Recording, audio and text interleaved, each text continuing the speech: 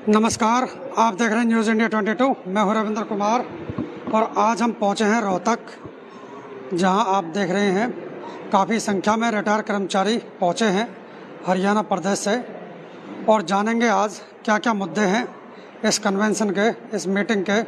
तक में मीटिंग बुलाई गई है।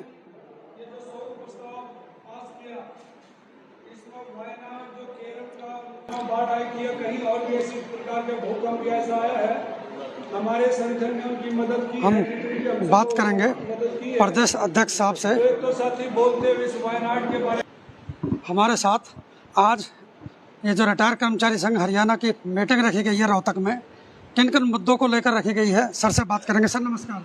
नमस्कार सर आपका। मेरा नाम जर्नैल सिंह सांगवान जी। सांगवान साहब, आप पहले फरीदाबाद आए थे और उस दिन 21 अगस्त को आपने एक मास धरना देने की बात कही थी और करनाल में होने की बात कही, तो आज रोहतक में कैसे? आज रोहतक में इसलिए हैं क्योंकि करनाल में हमने 21 अगस्त को यानी आज के दिन मास धरना देना था जी। लेकिन इसी दौरान 15 अगस्त के बाद 16 अगस्त को चुनावों की घोषणा होगी और घोषणा होते ही आचार संहिता लगी। उस आचार संहिता लगने के कारण जो प्रदेश में जो सरकार है वो केयर टेकर सरकार है, फुल फ्लैश सरकार हम इसको नहीं कह सकते क्योंकि कोई ये मांग मान नहीं सकती, तो फिर वहाँ पर धरना देने कोई औचित्य नहीं था। तो इसलिए हमने अपने पूरी राज्य कन्वेंशन बुलाई है।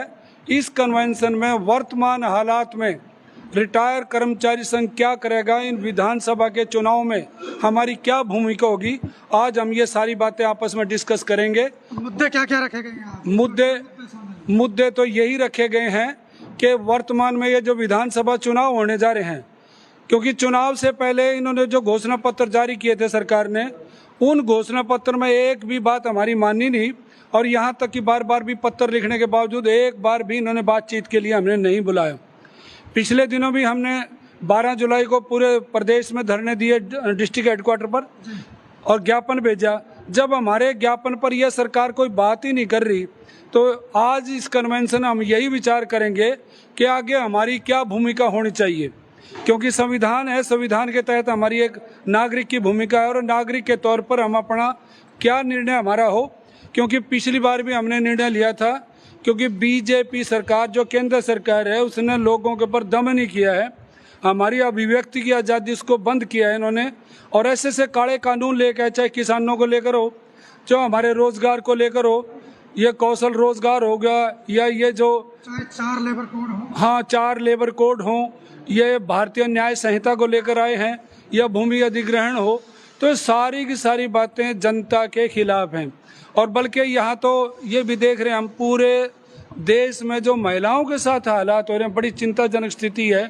जो सरकार ये दावा करती है कि बेटी बचाओ बेटी पढ़ाओ, और उसके बाद रोजगार देने में भी कहते हैं कि ये जो कॉरपोरेट है ये रोजगार देगा।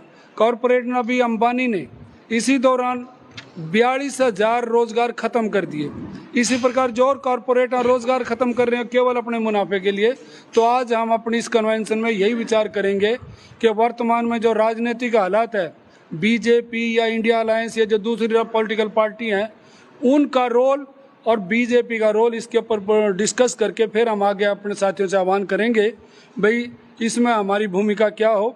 हम लोगों के बीच में जाएंगे, उनसे बातचीत करेंगे, समझाएंगे उनको, क्योंकि हमारे मुद्दे हैं शिक्षा, स्वास्थ्य। हमने बार बार एक बात की अपने बैनर पे भी लिखा है। हम स्वास्थ्य की बात करें, कैशलेस की, सरकार तो कहती है कि हमने नोटिफिकेशन किया है और आपको कैशलेस सुविधा मिलेंगी, लेकिन प्राइवेट निजी जो हॉस्पिटल है वहाँ जब रिटायर कर्मचारी या कर्मचारी पहुँचते हैं तो वहाँ मना कर दिया जाता है। बिल्कुल ठीक कह रहे हैं आप। ये जो कैशलेस के बारे में जो लेटर सरकार ने जारी किया, कैशलेस नहीं है, लिमिटेड कैशलेस है। बल्कि जो कैशलेस का एक इन्होंने जुमला ही था कहेंगे हम इसको, जब इसको इम्प्लीमेंट नहीं किया जा रहा तो ये लिमिटेड कैशलेस करके, तो पहले से भी लिमिटेड कैशलेस थी, बाकी तो वही है रीएम्बर्समेंट। इसी प्रकार ये जो हमारी जो कम्यूटेशन है, हम बार बार इसी मांग कर रहे थे कि 15 साल कटती है ये हमारी। इसके बाद हमारे कुछ साथी कोर्ट में गए, कोर्ट ने भी लगभग 10 साल से ऊपर जो ये कटौती है वो बंद कर दी। अभी सरकार ने इसमें निर्णय तो लिया है कि जब तक स्टे है, आज 21 तारीख को स्टे, मतलब 21 तारीख लगी हुई है कि जब तक स्टे है वो कम्यूटेशन की कटौती रोक दी गई। हम ये पूर्णतः कहना चाहते हैं कि 10 साल तक ही हमारी कम्यूटेशन की कटौती रहनी चाहिए, इससे ऊपर हमारी कटौती नहीं की जानी चाहिए, क्योंकि रेट ऑफ इंटरेस्ट कम हो गया। बाकी रोजगार भी है, शिक्षा भी है, भीख नहीं, हमें अधिकार चाहिए। शिक्षा, स्वास्थ्य और रोजगार सभी के लिए चाहिए। आज इसी के बारे में हम विचार विमर्श अब करेंगे। जैसे 1 अक्टूबर को चुनाव की घोषणा हो चुकी है, 1 अक्टूबर को चुनाव हरियाणा के अंदर होगा। अब ये नेता आपके पास आएंगे, यदि सरकार ने आपकी बातें नहीं मानी तो अब ये नेता जब आपके पास आएंगे तो उनके लिए आपका क्या संदेश है? हमारा ये संदेश, हम यहाँ से आह्वान करेंगे, हमारे साथियों नेताओं से सवाल करेंगे। पीछे हमने जिनको वोट दिया था या जो वोट मांगने के लिए आएंगे, ये 8 के लगभग नेशनल या राज्य स्तरीय राजनीतिक पार्टियां हैं, इन सब से हम सवाल करेंगे। बीजेपी से तो हम सवाल करते रहे, इसलिए हम उससे तो सवाल नहीं करेंगे, क्योंकि उनके वो तो हमारे सवालों को सुन नहीं रही। जो आने वाली जो दावेदार पार्टियां हैं उनसे हम सवाल करेंगे, पूछेंगे भी हमारी इन मांगों के बारे में आपका क्या कहना है, उनको पूछेंगे। और यदि वो कोई मतलब आगे पुरानी पेंशन स्कीम है, हाँ, पुरानी कैशलेस पेंशन है। बिल्कुल पुरानी पेंशन बहाल होनी चाहिए, कैशलेस है। और ये जो अग्निवीर योजना है ये रद्द होनी चाहिए, ये परमानेंट भर्ती हो, खाली पदों में सभी पर भर्ती की जाए। और ये जो न्याय संहिता जो लेके आए ये रद्द की जानी चाहिए। और भी बहुत से कानून ये गलत लेके आए हैं जिनको हम विरोध करेंगे। धन्यवाद सर।